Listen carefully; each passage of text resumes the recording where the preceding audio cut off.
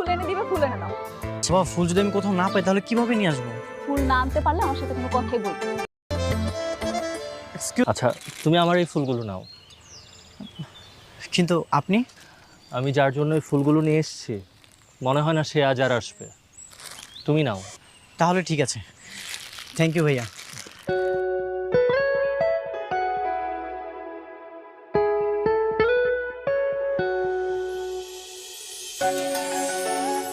ভুলগুলো না হয় ফুল দেখে ক্ষমা করে দাও প্রিয়। প্রিয়, আধা ঘন্টা পরে এসেছো, তার মধ্যে ফুল এনেছো সেটাও ধার করা, আবার বলছো ক্ষমা করে দিতে। আচ্ছা সবসময় তো আমি ওয়েট করি, আজ না হয় তুমি করেছো।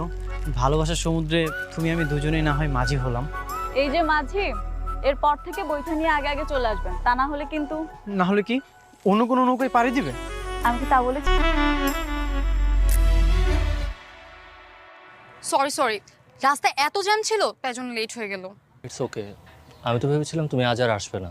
তুমি ইটস ওকে বললে কি হবে? তোমাকে দেখে মনেই হচ্ছে তুমি আমার উপর রাগ করে আছো। যে মানুষটার জন্য এতখানি রাস্তা হেঁটে এসেছি, 1 ঘন্টা ধরে অপেক্ষা করে আছি, সেই মানুষটা যদি আমার সময়ের মূল্য না বুঝে তাহলে রাগ করাটা কি স্বাভাবিক না?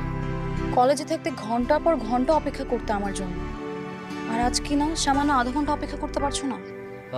দাঁড়িয়ে আছো কেন? বসো।